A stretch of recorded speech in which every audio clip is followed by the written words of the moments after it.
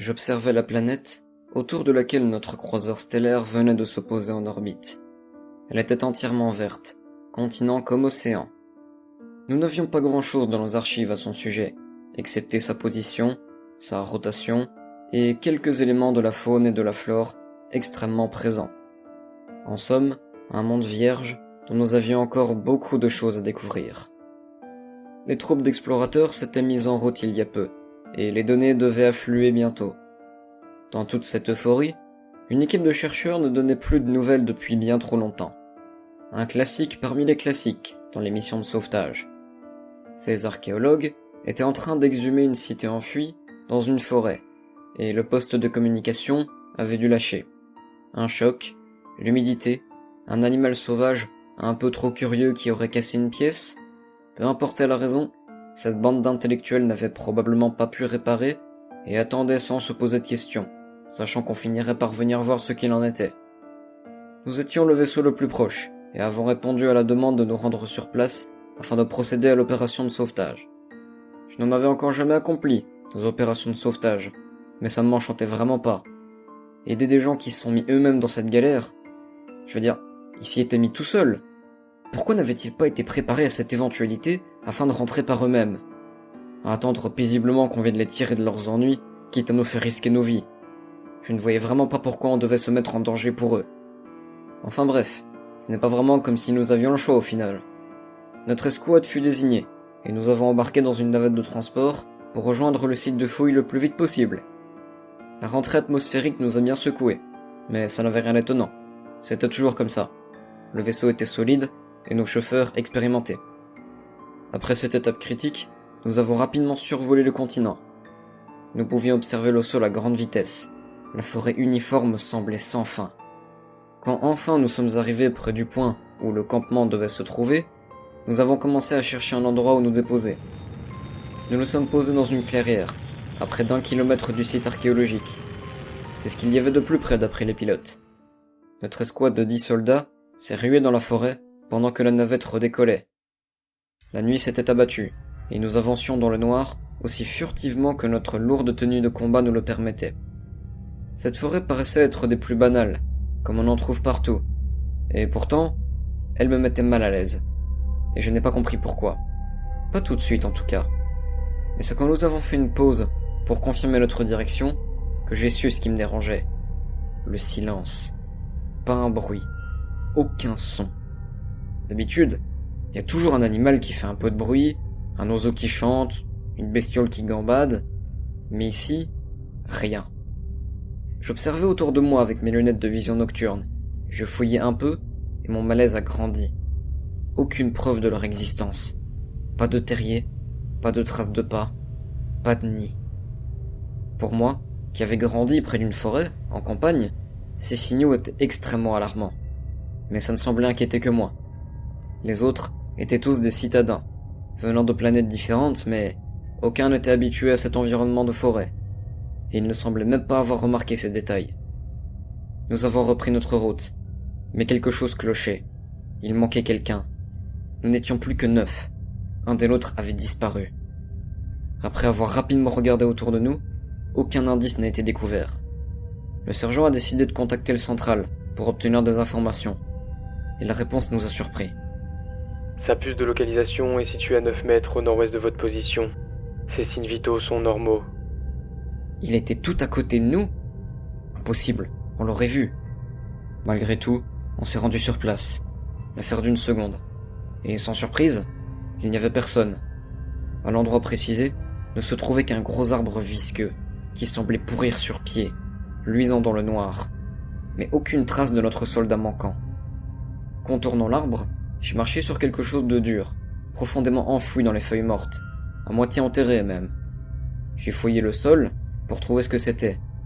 Une arme. Mais pas n'importe quelle arme. C'était un fusil d'assaut, identique à ceux que nous portions tous.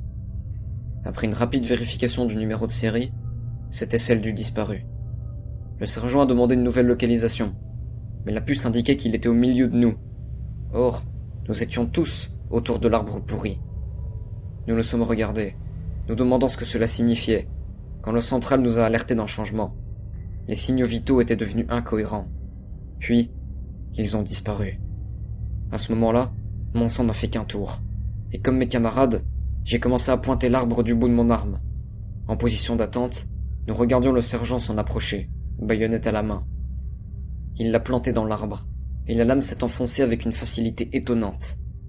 Et c'est à cet instant que le tronc a crié et s'est jeté sur notre sergent. En une seconde, il s'est retrouvé avec le bras et la tête broyée, enserré dans un tronc noueux. Son casque n'avait pas pu le protéger de l'énorme pression que l'arbre venait de déployer.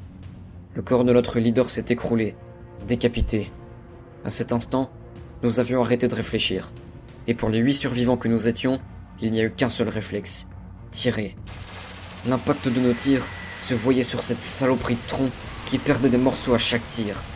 Un cri absolument horrible couvrait les bruits que faisaient nos armes pendant que nous vidions nos chargeurs sur lui.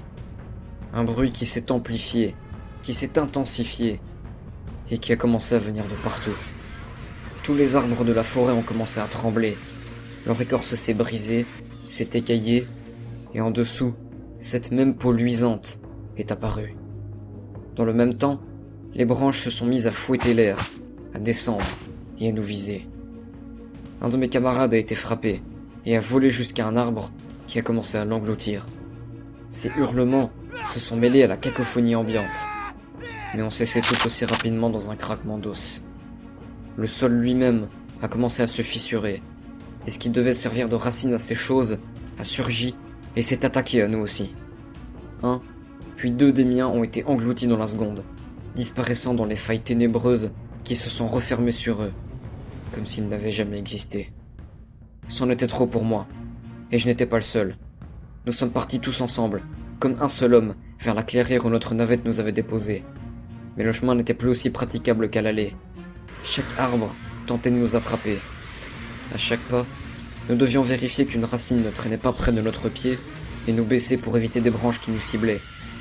L'exercice n'était pas évident, et mon camarade qui me précédait en a fait les frais.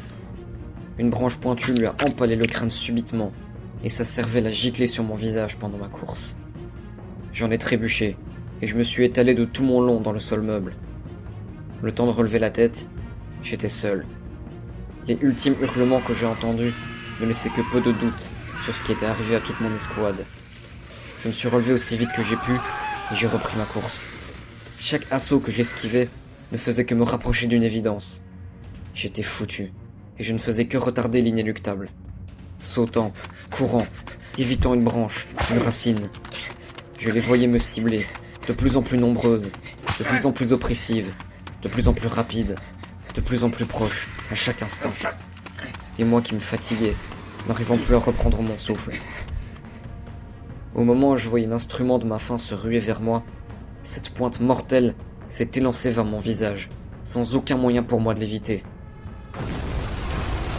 Une série d'explosions l'a dévié de sa course.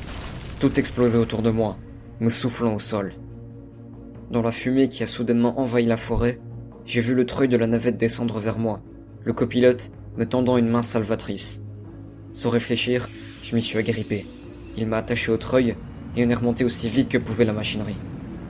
Le vaisseau s'est élevé avant même que nous soyons montés à bord, se mettant hors de portée des branches hautes qui la visaient. Nous avons pris la route du retour, dans le silence, allongé sur le sol de la navette. Je fixais le plafond, tentant de calmer mes poumons en feu, ne réalisant pas complètement ce qui venait de se passer. En à peine quelques secondes, tout avait basculé. Ils étaient tous morts. Et il ne reste rien d'eux. Tous mes hommes, toute mon escouade avait disparu. Et j'essaie encore de réaliser la chance que j'ai eue, que les pilotes soient venus me chercher, malgré le danger.